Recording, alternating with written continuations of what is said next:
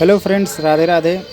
आप देख सकते हैं हमारे पास मोटो G86 5G आया है जो डेड कंडीशन में है।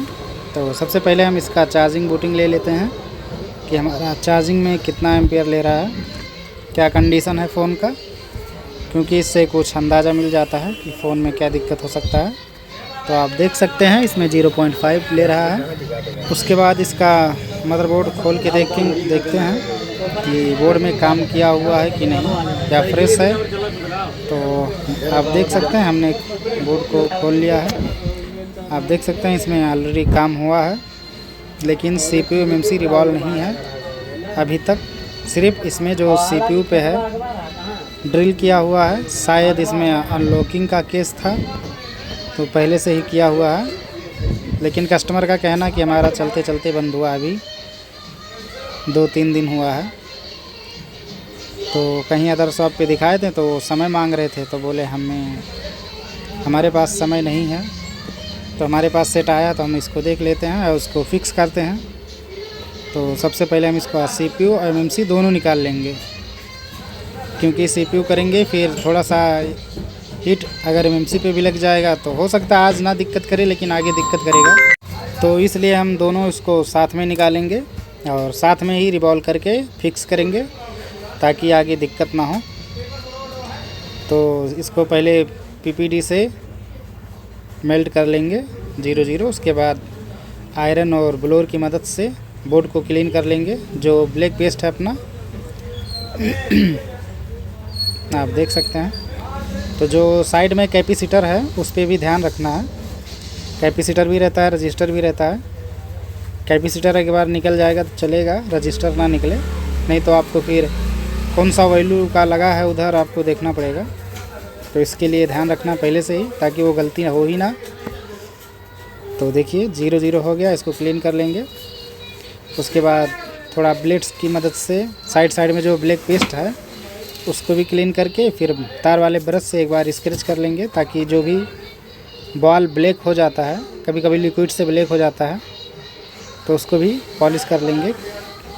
उसके बाद MMC को भी क्लीन कर लेंगे, फिर CPU को उसके बाद रिवॉल्व करके फिक्स करते हैं। तो देखिए MMC क्लीन हो गया है, CPU क्लीन कर लेते हैं।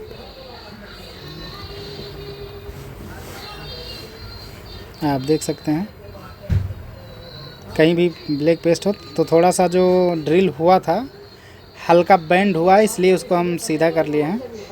उस पर हमें ध्यान देना है।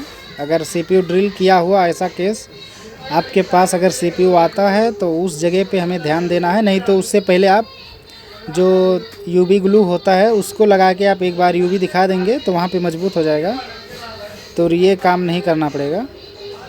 तो हमसे थोड़ा मिस्टेक हो गया, ध्यान नहीं दिए, लेकिन फिर भी ख़राब नहीं हुआ है, सेफली निकल गया है, सेफली लग गया है। तो देख सकते हैं MMC भी रिवॉल्व हो गया है। अब इसको फिक्स करेंगे। तो पहले CPU को फिक्स कर लेते हैं, उसके बाद MMC को। तो थोड़ा सा पेस्ट लगा के पूरे बोर्ड पे अप्लाई कर देंगे, फिर CPU फिक्स करेंगे।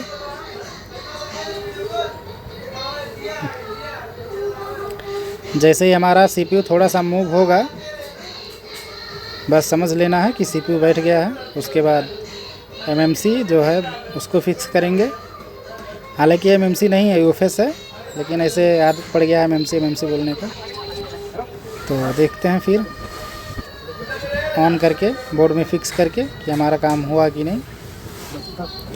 देखिए चार्जिंग लोगो आ गया है और चार्जिंग एम्पेयर भी ठीक ठाक ले रहा है। फास्ट चार्जिंग पे भी स्विच हो गया है, क्योंकि चार्जिंग इसका 9 वोल्ट लिया है।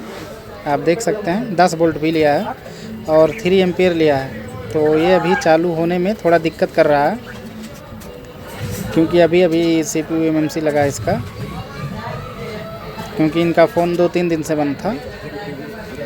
तो इसमें एक बार हम जो पैड है CPU पे हीट सिंक पैड, इसको लगा लेंगे। उसके बाद फिक्स करेंगे, ताकि जो CPU का गर्मी है, टेम्परेचर है, जो बोर्ड पे ट्रांसफ़र हो जाएगा।